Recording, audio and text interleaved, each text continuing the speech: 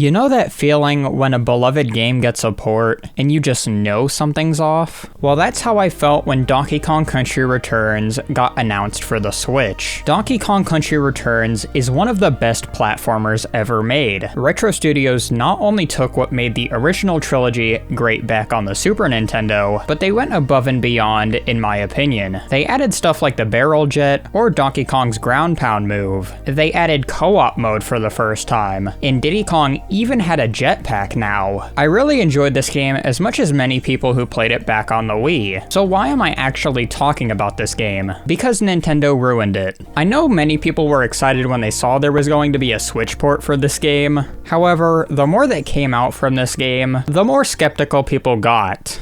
I like that they added a way for the motion controls to be turned off in this version. I honestly think motion controls added nothing to the original to begin with, and that they were only added to showcase the Wii Remote, rather than making the game more intuitive to play. And while I feel the Joy-Cons definitely handle motion controls much more responsively than the Wii Remotes ever could, I think it becomes very tiring and less accurate than a button press. And this is in a platformer that can get very difficult in some levels, so pinpoint accuracy is something that you need to have in this game. But here is where I start to have a problem with this port. You see, since this is a port of the 3DS version, the quote-unquote enhanced visuals of this game are nothing more than a scam. Now, I bet you're thinking that when you look at this game, that yes, it does look better than the original Wii version. Heck, it especially looks better when you have to compare it to the dumbed-down 3DS port. But this game was originally made with certain intentions that this port outright blatantly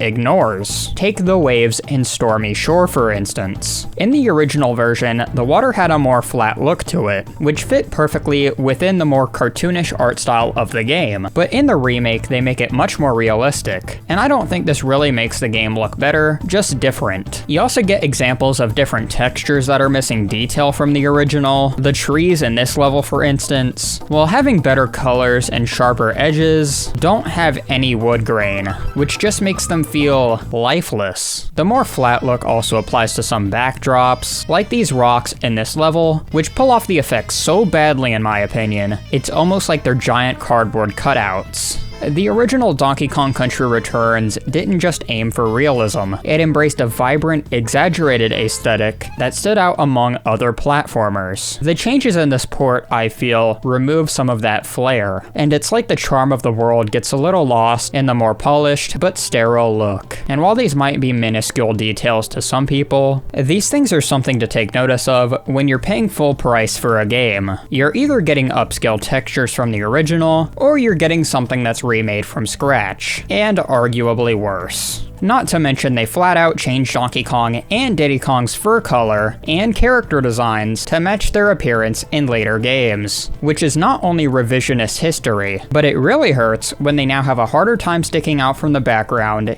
in certain levels. And in the very first scene of the game, Nintendo blatantly messed up, and Donkey Kong's fur actually resorts back to how it appeared on the Wii version. The look is so inconsistent, I'm genuinely surprised this hit store shelves. And not to say this port is all gloom and doom. I really do love the addition of the new modern mode. It doesn't really change the difficulty of the levels themselves, but it does give you an extra heart by default, a few free items to start with, and the ability to hold 9 of them at once. If anything, I think the original version handled the idea of an easier mode way worse, with the Super Guide system. In that mode, it shows you not only how to beat the level, but it lets you outright skip levels that you don't like.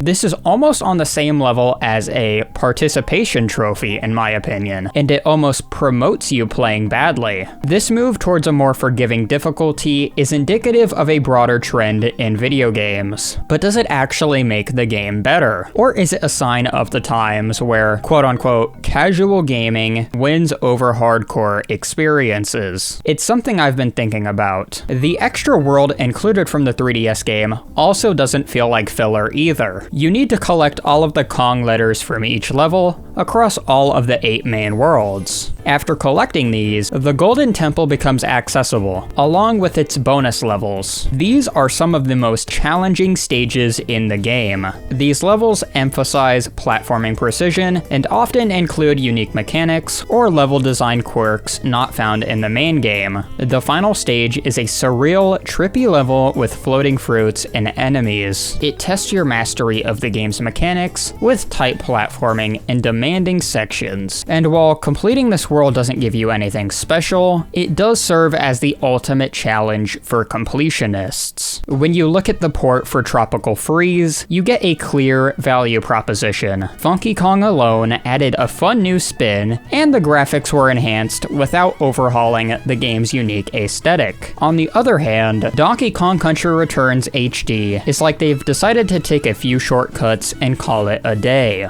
And we can even go and compare this to other ports on the Switch. Take Mario Kart 8 Deluxe for example. I have talked about this game way too much on this channel for the past few weeks. But when the original version on the Wii U ended, the game had 48 different tracks. Now since then, they've supported the game over the years with DLC, and the game now has 98 different tracks. Now you could make the argument that Deluxe was one of the best-selling games on Switch, which is why it ended up getting so much extra content.